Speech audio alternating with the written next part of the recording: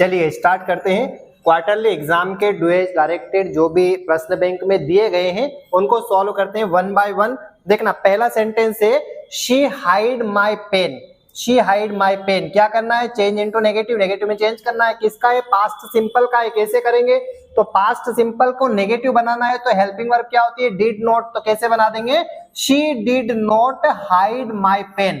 अब ये हाइड की यहाँ पे फर्स्ट फॉर्म आ जाएगी, ये सेकंड फॉर्म है। यहाँ पे हाइड की फर्स्ट फॉर्म में क्या लग जाएगा? ई लग जाएगा, तो ये बन जाएगा she did not hide my pen. Second question दे रहा है ये he was bitten. He was bitten by a dog, किसमें चेंज करना है? वॉइस। अब देखो या अगर वो एक्टिव वॉइस देगा तो पेसिव में चेंज करना है, पेसिव देगा तो एक्टिव में चेंज करना है। अब यहां हमें क्लियर हो रहा है कि बाय लगा हुआ है तो पेसिव वॉइस दिया है। अब इसको हमें एक्टिव में चेंज करना है। कैसे करेंगे? He was bitten by dog, तो क्या आ जाएगा? ऑब्जेक्ट सब्जेक्ट की जगह आएगा, तो ये हो जाएगा अ डॉग, है ना। अब यहाँ पे एक्टिव बनाना है, ये पेसिव वॉइस है तो एक्टिव बनाने के लिए अ डॉग। अब ये पास्ट सिंपल का जाएगा तो पास्ट सिंपल के यहाँ पे वर्ब की सेकंड फॉर्म लग जाएगा। डॉग बीट हिम, बेट हिम, के डॉग ने, एक कुत्ते ने उसे काटा। थर्ड वाला दे रहा है he has been teaching here for 10 years, क्या करना है? इंट्रोगेटिव में चेंज करना है। तो देखो इंट्रोगेटिव बनाने का सबसे अच्छा तरीका क्या है? हेल्पिंग वर्ब को सबसे पहले लाओ, is am are has have जो भी हेल्पिंग वर्ब हो सब्जेक्ट के पहले लगाओ, हमारा इंट्रोगेटिव तैयार। तो यहाँ कुछ नहीं किया, हैज को आगे लाए, सब्जेक्ट के इंट्रोगेटिव हमारा तैयार। Has he been teaching here for 10 years, ये हमारा इंट्रोगेटिव बन गया। फोर्थ वाला क्वेश्चन है this is the man stall your watch, क्या करना है इसमें? Combine the pair of the sentence, दोनों सेंटेंस को कंबाइन करना है एन एडजेक्टिव या रिलेटिव क्लॉज में। क्या बनेगा हमारा ये फोर्थ वाला? तो ये बनेगा दिस इज द मैन, है ना, यह वह व्यक्ति है हु स्टॉल योर वॉच, जिसने तुम्हारी वॉच को चुराया। Who stall your watch, this is the man, केवल हु से कनेक्ट करना है। देखो रिलेटिव क्लॉज मतलब हु से कनेक्ट करना है, WH वाले वर्ड से कनेक्ट करना है। तो वहां पे कोई व्यक्ति होगा तो हु से कनेक्ट करेंगे, कोई चीज होगी तो विच से कनेक्ट करेंगे, ठीक है ना, कोई स्थान होगा तो वेयर से कनेक्ट करेंगे। ये बनेगा इसका। फिर 5 वाला है ही नोज मी, वो मुझे जानता है, क्या पैसिव वॉइस में चेंज करना है? तो मी का सब्जेक्ट में जाके क्या आ जाएगा? आई। अब यहाँ पे क्या होगा? एक्चुअली ये प्रेजेंट सिंपल का है, हेल्पिंग वर्ब नहीं है, तो प्रेजेंट में इज एम आर, पास्ट में वॉज वर, तो यहाँ पे आ जाएगा एम। तो आई एम नोन, क्योंकि वर्ब की थर्ड फॉर्म लगती है पैसिव वॉइस में, तो आई एम नोन, मुझे जाना जाता है, टू हिम, उसके द्वारा, है ना। ये ही का लास्ट में क्या हो जाएगा? हिम। 6th वाला है आई नो द मैन, मैं व्यक्ति को जानता हूं। You saw him at the station, तुमने उसे स्टेशन पर देखा। Combine the pair of the sentence into an adjective या रिलेटिव क्लॉज। अब देखो क्या होगा एक्चुअली, ये आई नो द मैन हुम, यहाँ पे, जैसे यहाँ पे समझाता हूं मैं, आई नो द मैन, मैं व्यक्ति को जानता हूं। हुम, जिसको, यू सो, जिसको तुमने देखा, एट द स्टेशन, जिसको तुमने स्टेशन पर देखा। दिस इज द स्कूल, यह स्कूल है। माई फादर टीचर्स हियर, मेरे फादर यहाँ पढ़ाते हैं। Combine the pair of the sentence into an adjective या रिलेटिव क्लॉज, क्या हो जाएगा? तो दिस इज द स्कूल, यह एक स्कूल है। वेयर, अब जैसे मैंने कहा कि कोई व्यक्ति होगा तो हु से जोड़ेंगे, कोई चीज होगी तो विच से जोड़ेंगे, कोई स्थान है तो किससे जोड़ेंगे? वेयर से। तो दिस इज द स्कूल, यह एक स्कूल है। वेयर, जहां माई फादर टीचर्स, मेरे फादर पढ़ाते हैं। चलिए 8th वाला देखना, I don't know this, where does he live. I don't know this, मैं यह नहीं जानता, वेयर डज ही लिव, है ना, वह कहां रहता है। तो combine the pair of the sentence into noun clause. Noun clause में कैसे जोड़ेंगे? I don't know where he lives, मैं नहीं जानता जहां वो रहता है। आई डोंट नो, मैं नहीं जानता, वेयर ही लिव्स, जहां वो रहता है। वेयर किससे कनेक्ट हो जाएगा? मतलब वेयर का यहाँ मतलब क्या होगा? जहां, जहां वह रहता है। 9 वाला देख, 9 क्या कह रहा है? The news is this, news यह है, India has won the match, भारत मैच जीत चुका है। कैसे बनाएंगे? तो the news is that, news है कि India has won the match, India match जीत चुका है। द न्यूज इज, न्यूज है, दैट की India has won the match, भारत मैच जीत चुका है। 10 वाला, as soon as he knew my result, जैसे उसने मेरे रिजल्ट का पता चला, जैसे उसे मेरे रिजल्ट का पता चला, ही इन्फॉर्म्ड मी, उसने मुझे सूचित किया। Rewrite the sentence using no sooner than, अब नो सूनर में क्या करेंगे, एज सुन एज की जगह नो सूनर लगा देंगे। और नो सूनर का एक रूल है कि जब भी नो सूनर आता है, नो सूनर के बाद हेल्पिंग वर्ब आती है, तो हेल्पिंग वर्ब हमने क्या लगा दी यहाँ पे, डिड, है ना। हेल्पिंग वर्ब क्या आ गई, डिड। क्यों आ गई, क्योंकि यहाँ पे पास्ट सिंपल का सेंटेंस है, इसलिए नो सूनर के बाद हमेशा हेल्पिंग वर्ब। तो ये हो जाए no sooner did he now know. अब ये यहाँ पे वर्ब की फर्स्ट फॉर्म हो जाए क्योंकि डिड आ गया। तो no sooner did he know my result, उसने मेरा रिजल्ट देखा ही नहीं था, देन की ही इन्फॉर्म्ड मी, उसने मुझे सूचित कर दिया। देखो सेकंड सेंटेंस तो वही का वही लिखना है, देन जोड़कर।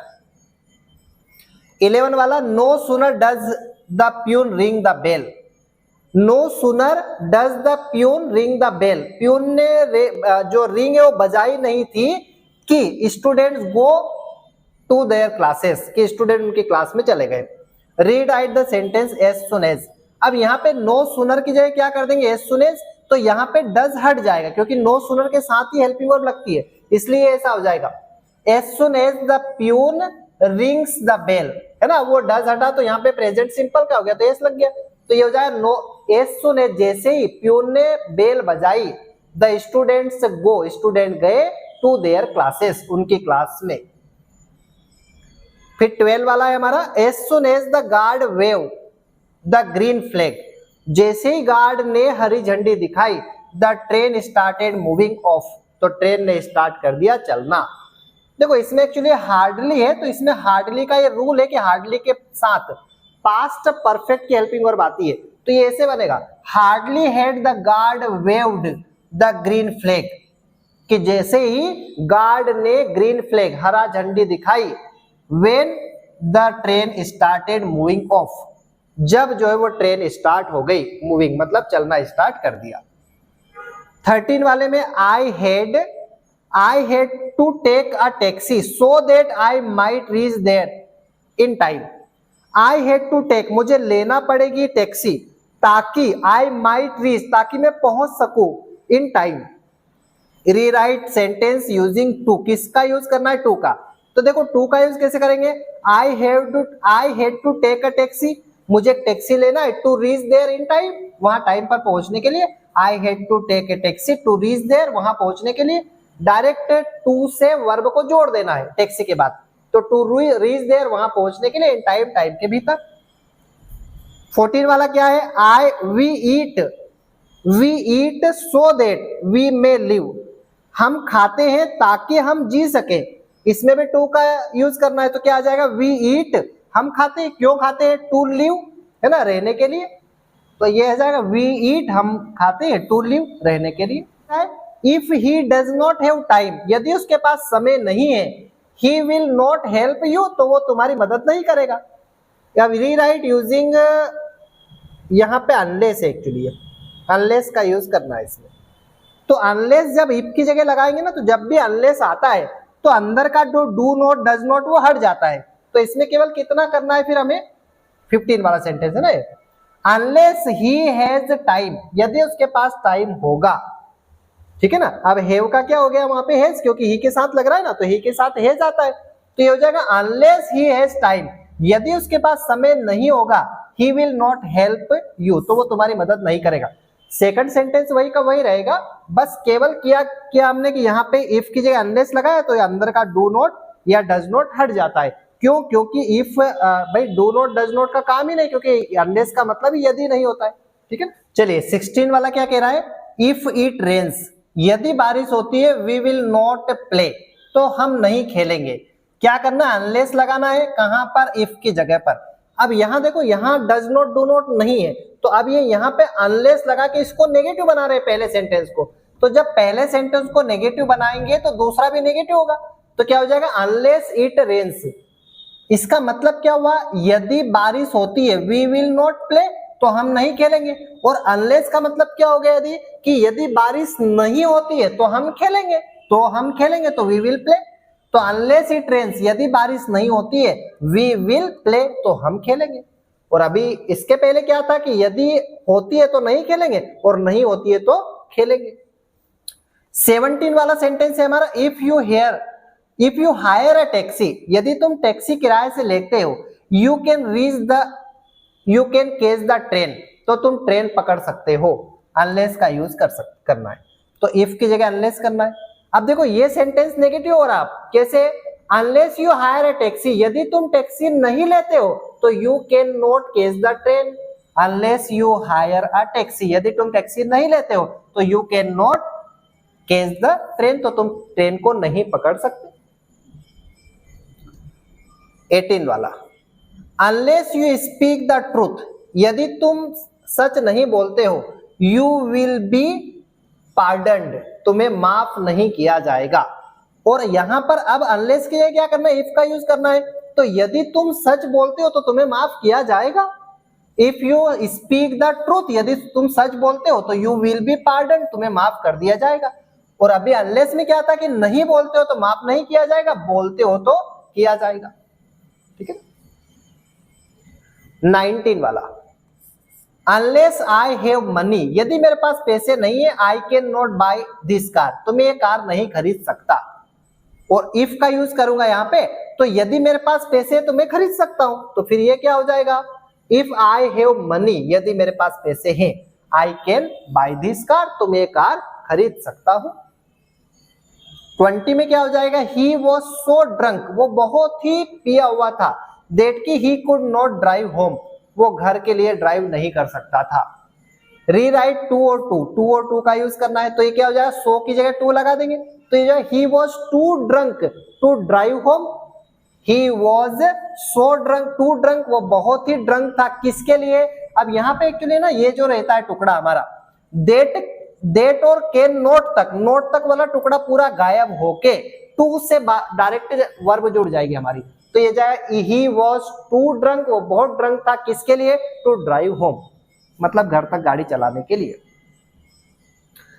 21, सुरेश इज, है ना, Suresh is too deaf to hear the thunder, Suresh जो है वो बहुत ही कम सुनता है, मतलब उसको बहुत कम सुनाई देता है गर्जनाहट, जो गर्जनाहट होती है बादलों की, उसको सुनने में। सो दैट का उपयोग करना है। अब सो दैट कैसे करेंगे? तो Suresh is so deaf, Suresh इतना बहरा है कि ही कैन नॉट थंडर, कि वो थंडर जो गर्जनाहट है वो सुन नहीं सकता। तो Suresh is so deaf, Suresh इतना बहरा है कि ही कैन नॉट हियर, वो नहीं सुन सकता द थंडर, वो थंडर नहीं सुन सकता।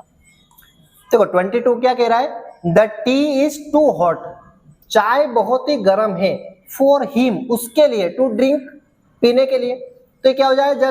The tea is so hot, चाय इतनी गर्म है कि, अब हिम का क्या है यहाँ पे? ही, वह की बात करें, दैट की he can not drink it, है ना, यहाँ पे ये the tea is so hot, चाय इतनी गर्म है, दैट की he can not drink it, वो पी नहीं सकता इसे।